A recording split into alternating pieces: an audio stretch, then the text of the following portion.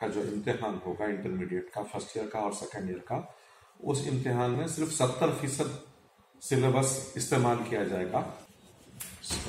हुकूमत की जानिब से ये कोविड पैंडमिक के पेश नज़र कुछ अहकाम दिए गए थे, जिसके रूल से सिर्फ ट्यूशन फी वसूल की जा सकती है, बाकी दूसरा कुछ भी नहीं।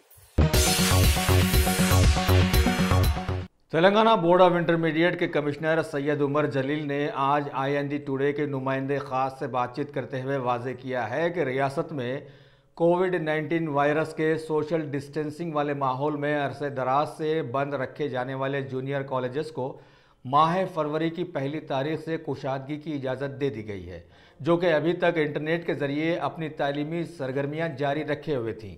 लिहाजा तालीमी मामलात शुरू होने के बाद उन्होंने बतलाया कि माह अप्रैल के अवाखर में इम्तहानात का एहतमाम करने का बोर्ड ने फैसला लिया है।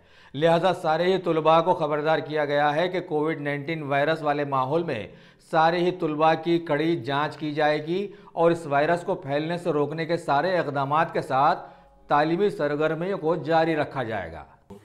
1 फरवरी से हुकूमत के अहकाम के मुताबिक कॉलेजेस को शुरू किया जा रहा है, तमाम एजुकेशन इंस्टीट्यूशन को शुरू किया जा रहा है। तकरीबन गुज़िश्ता मार्च 23 के बाद से आज तक कॉलेजेस खुल नहीं पाए थे, तो तमाम डिस्ट्रिक्ट इंटरमीडिएट ऑफिसर्स को और प्रिंसिपल्स को इत्तला दी गई है कि अपने कॉलेजेस को क्लीन अप करके ठीक ठाक करके रेडी रखें, सैनिटाइजेशन का प्रोग्राम बनाएं, साफ सफाई का प्रोग्राम बनाएं। और हम उनको अहकाम ये दिए हैं कि जब भी कॉलेजेस खुलेंगे, पहली बात तो ये कि जो बच्चे भी आके कॉलेज अटेंड करना चाहेंगे तो उनको अपने वालिदैन की तरफ से रिटर्न में, लिखित रूप में उनको इजाजतनामा लाना होगा कि हम अपने बच्चे को कॉलेज अटेंड करने के लिए राजी हैं और उसको इजाजत दिए हैं, तभी वो स्टूडेंट को कॉलेज में अटेंड करने दिया जाएगा। दूसरी बात यह कि कॉलेज के एंट्री पॉइंट पे उनकी चेकिंग की जाएगी, थर्मल स्कैनर से उनका टेम्परेचर वगैरह चेक किया जाएगा, उसके बाद में अंदर छोड़ा जाएगा। किसी भी स्टूडेंट को नज़ला, बुखार, खांसी या इस तरह के कोई सिम्टम नजर आएंगे तो उनको कॉलेज में अटेंड करने नहीं दिया जाएगा।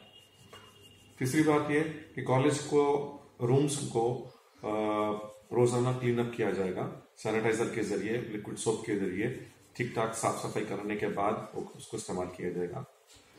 चौथी बात यह कि फिजिकल डिस्टेंसिंग मेंटेन की जाएगी, 2 इंसानों के बीच में कम से कम 6 फीट का फासला रखा जाएगा कॉलेजेस में। उसके लिए प्लान बनाने के लिए हम हमारे प्रिंसिपल से कह दिए हैं, वो लोग अपने कॉलेज में, अपने क्लासेस में उसकी निशानदेही करेंगे। उन निशानदेही किए हुए जगहों पर ही बच्चों को बैठने की इजाजत दी जाएगी। और जहाँ कहीं क्लास बड़ी है, यानी 30 से ज्यादा बच्चे एक हॉल में नहीं बिठाए जाएंगे। अगर हॉल या लेक्चर हॉल बड़ा है तो depending on the size 6 foot की गैप रखते हुए जितने बच्चे आ सकते हैं उनकी इजाजत होगी, वरना नॉर्मली 30 से बढ़ के एक रूम में नहीं दी जाएगी। और इसी तरह जो भी लेक्चरर्स हो, स्टाफ हो, तमाम लोग को और स्टूडेंट्स को भी मास्क पहन के आने का हुक्म होगा, बगैर मास्क के किसी को भी इजाजत नहीं दी जाएगी आने की। अलावाजी हर कॉलेज में 2 आइसोलेशन रूम रखे जाएंगे।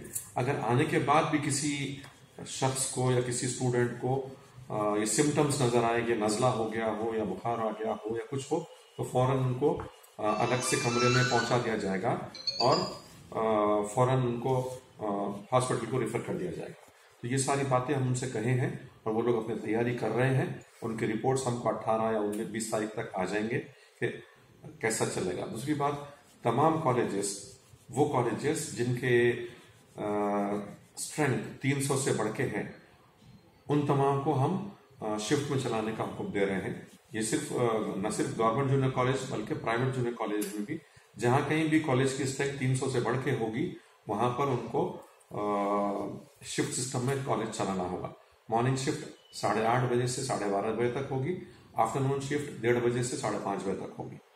और जो कॉलेजेस हैं जिनके पास बच्चे 300 से कम हैं, उन कॉलेजेस को रेगुलर 9 बजे से 4 बजे तक का चलाने की इजाजत होगी। तो ये हम एहतियाती तदाबीर किए हैं और हमारे कॉलेजेस को अहकाम दिए हैं कि वो सब तैयारी पूरी करके हमको रिपोर्ट दें।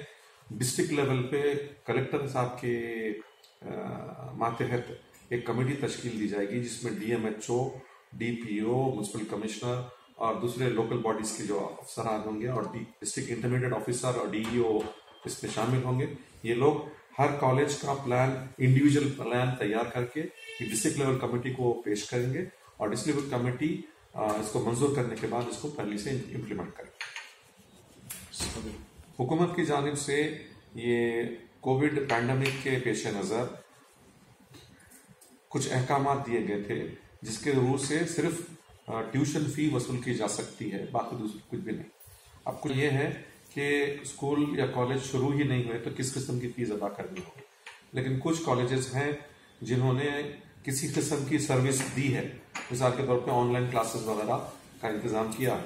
हमारी तरफ से भी, हुकूमत की जानिब से भी जूनियर कॉलेजेस के लिए, intermediate first year second year के बच्चों के लिए हमने ऑनलाइन क्लासेस शुरू की थी जो दूरदर्शन और टी-सेट के जरिए नशर किए जा रहे हैं और 1 सितंबर से रोजाना सुबह और दोपहर ये नशरियात जारी हैं। तो इसके जरिए बच्चों का जो डेली लेक्चर हुआ करते थे वो लेक्चर उनको दूरदर्शन के जरिए नजर आ रहे हैं। ये सर्विस हम फ्री ऑफ चार्ज दे रहे हैं, लेकिन जो प्राइवेट कॉलेजेस हैं उन्होंने इस किस्म की अगर कोई सर्विस दी है और बच्चों ने किसी किस्म की सर्विस ली है तो उसका एक वाजबी फीस ली जा सकती है, लेकिन उससे बढ़ के नहीं। हमने इससे पहले भी एक बार दो बार भी एक प्रेस नोट भी दिया था कि जोर जबरदस्ती ना की जाए, अगर कहीं की जाती है तो हमको इत्तला दी जाए तो हम उसका तहकीकात करने के बाद उसके खिलाफ में कुछ एक्शन लेंगे। किए जा रहे हैं कुछ, क्योंकि पहली बात तो मैं सिलेबस के बारे में बात करूंगा। वो ये कि सीबीएसई और गवर्नमेंट इंडिया की तरफ से जो अहकाम हैं वो ये है कि 30% सिलेबस को कम कर दिया जाए। तो उसकी ये पेश नज़र हुकूमत के पास मैंने पेश किया था कि अब की बार का जो इम्तिहान होगा इंटरमीडिएट का, फर्स्ट ईयर का और सेकेंड ईयर का, उस इम्तिहान में सिर्फ 70% सिलेबस इस्तेमाल किया जाएगा। वो 70% सिलेबस में से ही सवाल आएंगे और बच्चों को बाकी 30% का जो है उनको असाइनमेंट के या फिर प्रोजेक्ट के रूप में उनको काम दिया जाएगा। वो भी वो पढ़ेंगे, अपने घर पे पढ़ेंगे, लेकिन उनको ये 30% का जो सिलेबस होगा वो क्लासरूम में लेक्चर नहीं दिया जाएगा। 1 सितंबर से हमने ऑनलाइन क्लासेस शुरू कर दिए हैं और कुछ कुछ सब्जेक्ट्स में तकरीबन 80% से ज्यादा सिलेबस भी कंप्लीट हो गया। तो बाकी सब जो सब्जेक्ट्स अभी पूरे नहीं हुए उनको हम कंटिन्यू करते हुए मार्च की 30 तारीख तक ये ऑनलाइन क्लासेस हमारे जारी रहेंगे। साथ में रेगुलर क्लासेस भी 1 फरवरी से शुरू होंगे। तो जितना सिलेबस हमने 70% का तयन किया है वो 70% का सिलेबस पूरा हम कंप्लीट करेंगे और इसी में से सवाल दिए जाएंगे। इम्तिहान के लिए जो मुख्तलिफ सेक्शंस होते हैं, किसी सेक्शन में पूरे क्वेश्चन आपको आंसर करने पड़ते हैं, किसी सेक्शन में 5 में से 3 जवाब देने होते हैं। इसके बजाय हम चॉइस बढ़ा दे रहे हैं, तो 5 की बजाय 7 या 8 क्वेश्चन रहेंगे, उसमें से 2 या 3 उनको आंसर करने होंगे। तो इस तरह हम चॉइस भी बढ़ा रहे हैं और सिलेबस कम कर रहे हैं ताकि बच्चों को तकलीफ ना होने पाए। और इम्तिहान चूंकि हम फरवरी 1 से शुरू हो रहे हैं, 1 सितंबर से गो के क्लासेस शुरू चल रहे हैं ऑनलाइन, लेकिन अब जो फिजिकल क्लासेस होंगी तो जो लेफ्ट ओवर सिलेबस है वो पूरा करेंगे और उसके बाद में इम्तिहान रखेंगे। बस पूरा करना है तो हमारा इरादा यह है कि अप्रैल के अवाखिर तक सिलेबस पूरा करके प्रैक्टिकल एग्जाम पूरा करने के बाद theory exam end of April से शुरू होने के उम्मीद है। उस पर फैसला होना है। हुकूमत को मैंने प्रपोजल दाखिल कर दिया। उनका हमारा जो रिश्ता है वो एक गवर्नमेंट का और एक प्राइवेट इंडिविजुअल का रिश्ता है। वो हमारे से इजाजत हासिल करते हैं कॉलेज चलाने की। कॉलेज में मिनिमम कितना स्टाफ होना चाहिए, उनकी तनख्वाहें कैसी होनी चाहिए, वो सारे हम जब ये लोग अप्लाई करते हैं एफिलिएशन के लिए तो सारी चीजें हमको दाखिल करते हैं। अगर कोई ये हमको प्रूफ दाखिल कर दे कि उनके स्टाफ की तनख्वाह इतनी तयन थी और इतनी अदा नहीं करे तो हम कॉलेज के खिलाफ में ज़्यादा से ज़्यादा एक्शन ये ले सकते हैं कि उसको एफिलिएशन को हम कैंसिल कर सकते हैं।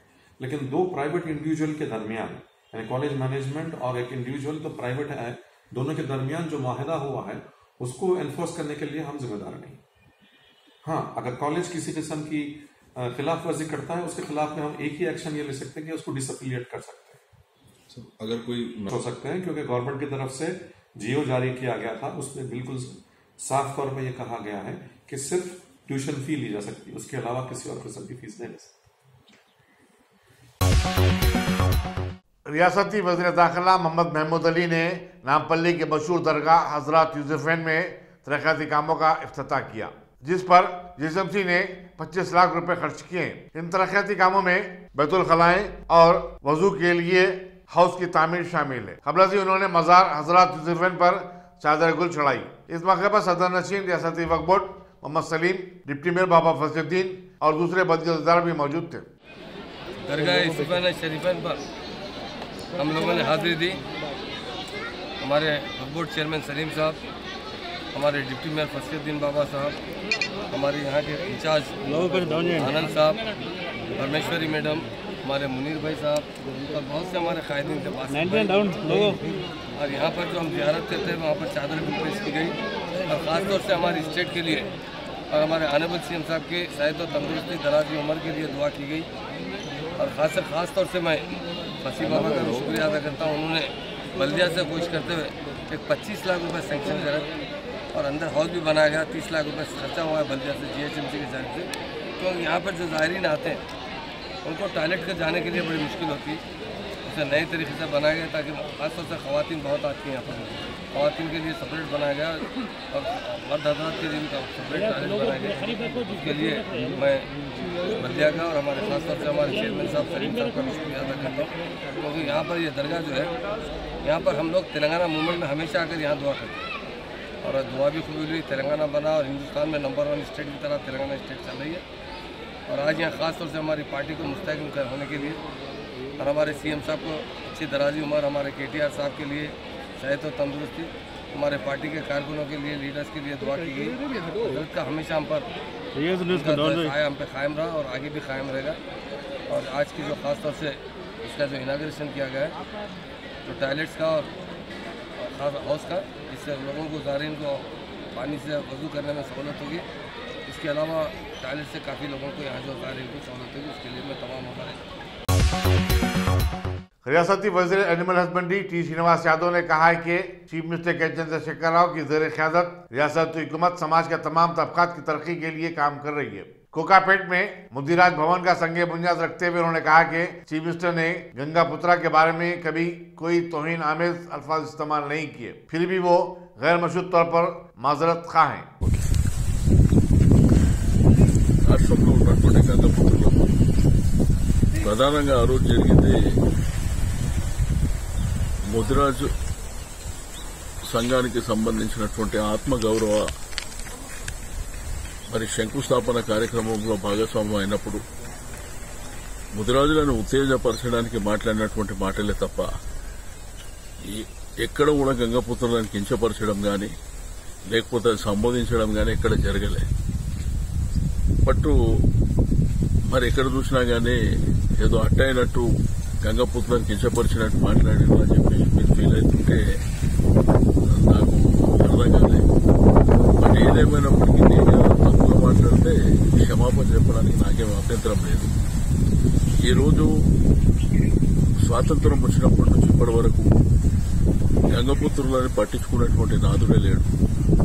గౌరవ మన రాష్ట్ర ముఖ్యమంత్రి గారు కేసీఆర్ గారు వారు తన మానస పుత్రికలైనటువంటి గంగపుత్రులు ముదిరాజులు కానివ్వండి లేకపోతే కులకుర్మలకు కానివ్వండి ఒక బ్రహ్మాండమైనటువంటి స్కీమ్ అంటే వాళ్ళు ఆర్థికంగా मल्लापुरम के कॉर्पोरेटर अंजनेलू की क़यादत में मकामी आवाम ने एक धरना मुनज़्ज़म करते हुए रियासती हुकूमत से मुतालबा किया कि वो डबल बेडरूम मकानात मकामी आवाम को ही अलाट करे। उन्होंने एक दस्तखती मुहिम भी शुरू की है, जिसमें बताया गया कि गैर मकामी अफराद को डबल बेडरूम मकानात अलाट किए जा रहे हैं, जिससे मकामी आवाम की हक़तलफ़ी होती है। एहतजाजियों ने इन मकानात के अलाटमेंट में अक़रबा परवरी की भी शिकायत की।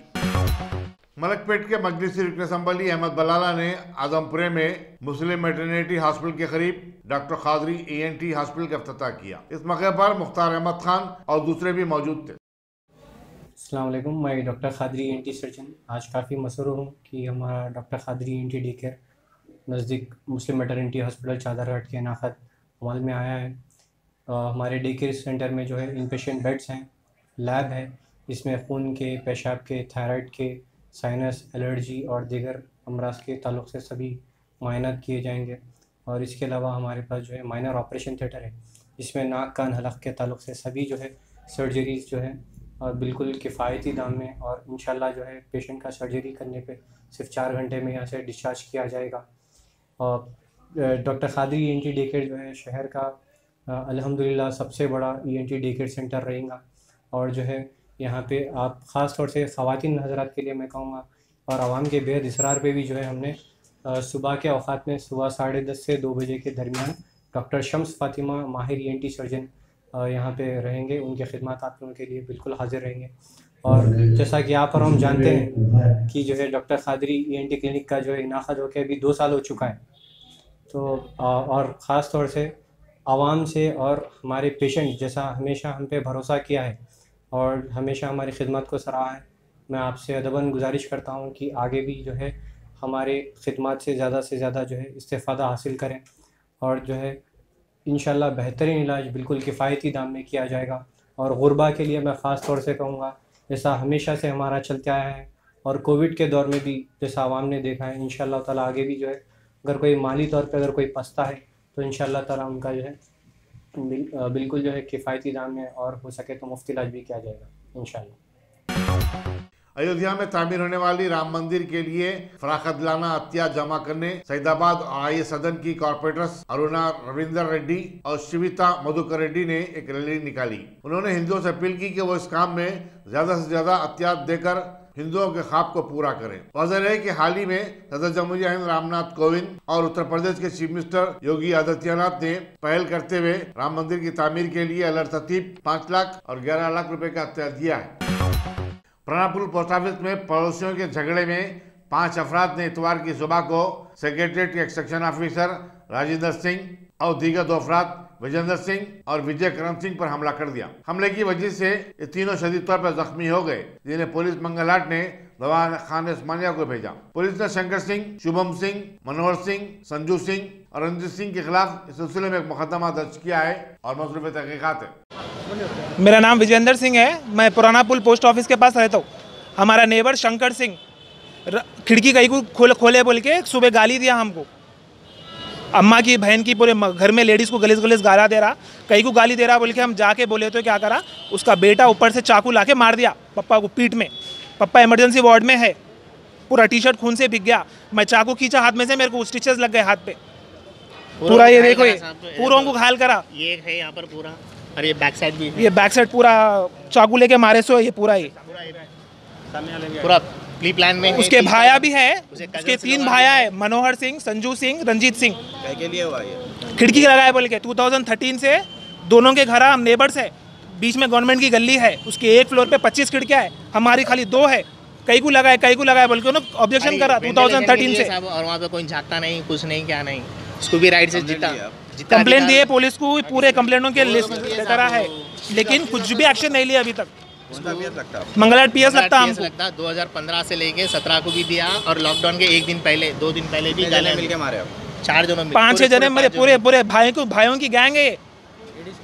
और हमेशा शंकर सिंह गंदी गालियां देना, लोगों को भेज के औरतों को घर में से उठा ले तो बोला, इससे पहले भी बोला साहब, वो कंप्लेंट में बच्चियों को, हमारी भाव बेटियों को चोदू बोल के गाली दिया आज सुबह। हमेशा भाव बेटियों के ऊपर गाली देता, हमेशा भाव बेटियों को। कभी भी कंप्लेंट दिए तो लोकल लीडर्स आके बस्ती की जगह पे कहीं को है बोल के, बहुत कंप्लेंट है, 50 कंप्लेंट है उसके ऊपर, और बस्ती में आके पूछ सकते हैं आप। ये पूरे कंप्लेंट है। पुलिस वाले क्या बोल रहे? कुछ भी ना एक्शन नहीं लिए अभी तक, कुछ भी एक्शन नहीं लिए। उसकी हिम्मत बढ़ते जा रही इसकी वजह से। यहाँ सुबह हुआ आज, उसकी गालियां सुन के हम नींद में से उठे। 8:30 को हुआ सुबह में, 8:30 को हुआ, 9:05 को 100 पे डायल करें। 2013 से हमसे लड़ते जा रहा, इन लोगों का घर कैसा बनाते मैं देखता हूँ बोलता। डायल करते हैं, हम जस्टिस चाह रहे, कुछ नहीं, इसके ऊपर एक्शन लेना। और हमारे CP साहब से भी एक रिक्वेस्ट है कि इसके ऊपर PD एक्ट ओपन करना है बस। बच्चे के ऊपर इसका बेटा चाकू लाके मारा, हिम्मत और बढ़ जाती है। की है ये कंप्लेंट से हमारे ऊपर, हमेशा हर एक को राइट से साहब, ऑक्सीजन लेना, हवा लेना, सब आपकी जगह पे आप है, हमारी जगह पे हमें। बीच में है ना गवर्नमेंट की गली है, अगर चुपक के घर बनाए तो दोनों को ऑब्जेक्शन रहता, वहाँ पे है ही नहीं, कुछ नहीं।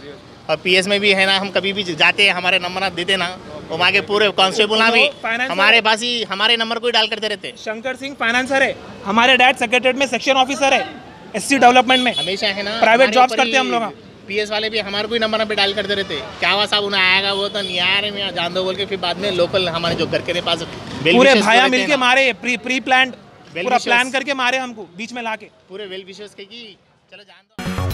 पुलिस मुंडा मार्केट ने नॉर्थ जोन की टास्क फोर्स के साथ मिलकर पॉट मार्केट सिकंदराबाद में एक ग्रहण सेंटर से 14 जनवरी की रात को 29 तोले तलाई जेवरात और 50,000 रुपए की नकद रकम का सरखा करने के इल्जाम में बंसीलाल पेट के 28 साल मोहम्मद आदिल को गिरफ्तार कर लिया है और उसके कब्जे से जुमला 39 लाख रुपए मालियती तलाई जेवरात और नकदी बरामद कर ली गई। कमिश्नर पुलिस अंजनी कुमार ने मीडिया को बताया कि मुलजिम आदिल 2015 से लेकर 2017 तक रहन सेंटर के मालिक अनिल जैन के पास ड्राइवर की हैसियत से काम करता था। कमिश्नर पुलिस ने तमाम रहन सेंटरों के मालिकिन से कहा कि वो अपनी दुकानात में CCTV कैमरे लगाएं और दुकानात बंद करने से कबल तमाम जेवरात को महफूज मकाम पर रखें। नॉर्थ जोन में हुआ था जिसमें कि महाकाली DI पुरुषोत्तम ने बहुत अच्छा काम किया under the leadership of ACP Mahakali, जिसमें कि intact stolen jewellery almost 1000 grams gold, 200 grams silver, cash सब मिलाकर लगभग 39,14,900 रुपीज़ वर्थ आइटम का रिकवरी हुआ, जिसमें कि accused Mohammad Adil alias Arhan son of Mohammad Maqbool age 28 years, ये टेम्पररी ड्राइवर का काम करते हैं और चाचा नेहरू नगर बंसीलाल पेट सिकंदराबाद के रहने वाले हैं।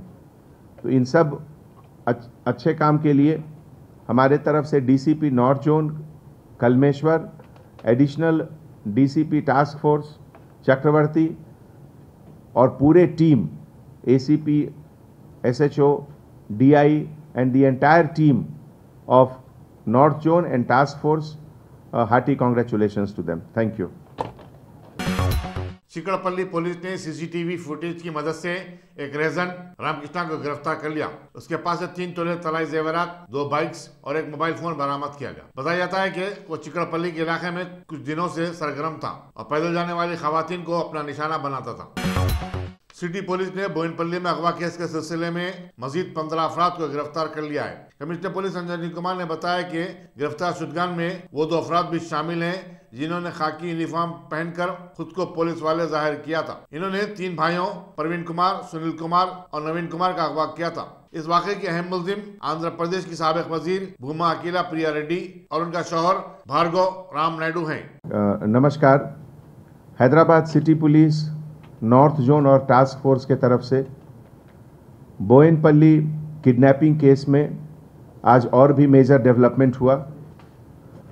जैसा कि आपको मालूम है 5 जनवरी 2021 शाम के वक्त बोयनपल्ली में मनोविकास नगर कृष्णा रेसिडेंसी अपार्टमेंट में कुछ लोग FIR के मुताबिक 10 से 15 लोग आए थे, लेकिन बाद में इन्वेस्टिगेशन में पता चला कि और भी लोग थे और उसमें प्रवीण कुमार, नवीन कुमार, सुनील कुमार का किडनैपिंग हुआ। इस केस में पहले पुराने प्रेस मीट में आप लोगों को बताया गया है कि श्रीमती भूमा अखिल प्रिया रेड्डी का इन्वॉल्वमेंट, M मल्लिकार्जुन रेड्डी का इन्वॉल्वमेंट, बोया संपत का इन्वॉल्वमेंट, बाला चेन्नैया एलियस बालू का इन्वॉल्वमेंट।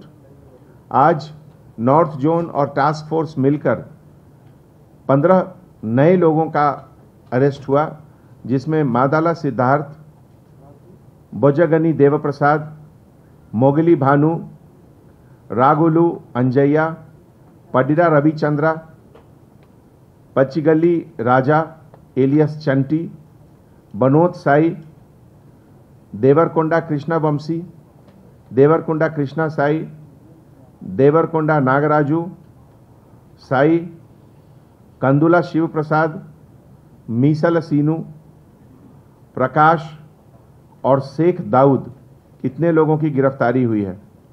और इसके साथ हमारे पुलिस टीम ने जो इन्वेस्टिगेशन और ख़ास करके पुलिस का स्टडी के दौरान क्वेश्चनिंग के बाद जो रिकवरी हुआ, उसमें भी बहुत सारे इंक्रिमिनेटिंग मटेरियल्स आए हैं, जैसे recovery of cars, mobile phone, call data analysis. ये इन सब इंफॉर्मेशन के साथ हमारे DCP और टास्क फोर्स मिलकर इस केस को आगे लेकर जा रहे हैं। आज एक और केस का डिटेक्शन हुआ जो कि एक ज्वेलरी शॉप, पॉट मार्केट। जिले रंगारेड्डी के शमशाबाद में अशरार ने एक डेयरी फार्म को आग लगा दी, जिसकी वजह से 6 भैंसें मर गईं। एयरपोर्ट कॉलोनी के प्रेम कुमार ने बताया कि वो इस डेयरी फार्म से अपनी जिंदगी बसर करता था। पुलिस ने सिलसिले में एक मुकदमा दर्ज किया और मसरूफ तहकीकात है। निजामाबाद के रंजन मंडल में आवारा कुत्तों ने शहरियों को परेशान करके रख दिया है। यही नहीं, इन कुत्तों ने बकरों पर हमला करते हुए तकरीबन 41 बकरों को मार डाला। तकरीबन 9 बकरे जख्मी भी हो गए। इस वाक़े में तकरीबन 3 लाख रुपए का नुकसान हुआ है। धनगरों गंगाधर और सी भुमैया ने बताया कि हुकूमत के प्रोग्राम से इस्तेफादा करते हुए वो बकरों की अफजाइश कर रहे थे। उन्होंने महकमा बल्दिया से इस जानिब तवज्जो देने की अपील की है। रियासती असम्बली में कांग्रेस के फ्लोर लीडर मल्लू भट्टी विक्रमाका ने खम्मम में ज़रूरी क़वानीन के खिलाफ एक रैली की क़यादत की। उन्होंने इन क़वानीन को मुखालिफ किसान करार दिया और कहा कि कांग्रेस मुल्क के एहतजाजी किसानों के साथ खड़ी है। मल्लू भट्टी विक्रमाका ने रियासती असम्बली में इन क़वानीन के खिलाफ क़यादत मंजूर करने के लिए खुसूसी इजलास तलब करने की मांग की। अरसे दराज से करोड़ों के चहीते सच्चाई के परस्तार IND टुडे ने हमेशा अपने चाहने वालों को माहौल की ताज़ा जानकारी पहुंचाने में हमेशा पेश रहा है। लिहाजा सभी की मोहब्बत हमारे साथ शामिल हो गई और आपकी हाजत और राहत और मोहब्बत ऐसी रंग लाई कि हम माशरे में काफ़ी मकबूल भी हुए हैं। वैसे जैसा कि आप जानते हैं कि रियासती वक्फ बोर्ड की लापरवाही से करोड़ों की कीमती जायदादें अरसे दराज से पामाल होती आई हैं और वक्फ बोर्ड इस सिलसिले में काफ़ी बदनाम भी हुआ है। लेकिन थोड़ा आगे बढ़कर अगर देखें तो हिंदुओं का एंडोमेंट भी कुछ पीछे नहीं रहा है। उन्होंने भी वक्फ बोर्ड के साथ साथ कंधे से कंधा मिलाकर वक्फ बोर्ड को पीछे छोड़ने में कोई कसर बाकी नहीं रखा है। कौमी इत्तेहाद रिपब्लिकन पार्टी ऑफ इंडिया के जनरल सेक्रेटरी डॉक्टर समद उस्मानी ने कई शरीफ नामवर हिंदू भाइयों के एक वफद के साथ मजहबी रवादारी को बरवकार लाते हुए मुताल्लिका महकमे को अभी एक याददाश्त पेश की है, जिसमें वाज़े किया गया है कि वक्फ बोर्ड की जायदादों की पामाली की तरह एंडोमेंट भी अब अपनी जायदादों को बड़ी ही चालाकी और मनसूबाबंद साजिश के तहत कब्ज़ात को जारी रखे हुए है, जिनकी ना कहीं सुनवाई है ना कोई देख रेख है। वैसे आज का इंसान, आम इंसान तो दूर की बात है, मंदिरों की अराजी को भी नहीं बख्श रहा है। लिहाजा बात सामने आई है कि हल्का असम्बली किशनबाग के इलाके में वाक़े मशहूर तारीख़ी क़दीम मुरली मनोहर मंदिर के लिए मुख्तस तकरीबन 2000 गज अराजी एक खानगी ऑयल कंपनी को 11 साल माहाना असास पर किराए पर दी जा चुकी है, जबकि अहाते में पहले ही से एक स्कूल चलाया जा रहा था। लिहाजा इस वफद का मानना है कि अगर वहां पर कोई ऑयल कंपनी की दागबेल पड़ जाती है तो समझिए स्कूली तुलबा की जिंदगियां खतरे में पड़ सकती हैं। लिहाजा इस वफद ने रियासती वजीर इंदिरा किरण रेड्डी को इंतबाह दिया है कि इन हालात में वहां पर चलाए जाने वाला स्कूल खतरे में पड़ जा सकता है, जबकि वज़ीर आला रियासत तेलंगाना तालीम पर काफ़ी तवज्जो दे रहे हैं। ऐसे में डॉक्टर समद उस्मानी ने बतलाया कि इनकी पार्टी तमाम मज़ाहिब की इबादत गाहों और इनके लिए मुख्तस अराजियात के तहफ़्फ़ुज़ के लिए हमेशा कोशा रही हैं। लिहाजा ऐसे में अगर वक्फ बोर्ड के साथ साथ हिंदू एंडोमेंट की जायदादों के तहफ़्फ़ुज़ की जानिब भी अगर हुकूमत नज़र नहीं डालती है तो समझिए कि इनकी पार्टी रियासत गिर एहतजाज को मुनक़िद करने वाली है। इस सिलसिले में इन्होंने बताया कि आने वाले दिनों में कुल जमाती जॉइंट एक्शन कमेटी भी तश्कील दी जाएगी, जिसमें तमाम सियासी जमातों के कायदीन और मजहबी रहनुमाओं को शामिल रखा जाएगा। वैसे इस वफद में शामिल रहे रमेश, ज्ञानेश्वर, महेश, चक्रवर्ती, राजू, रहीम, बाबूराव, इनके अलावा बहुत सारे दीगर कायदीन भी।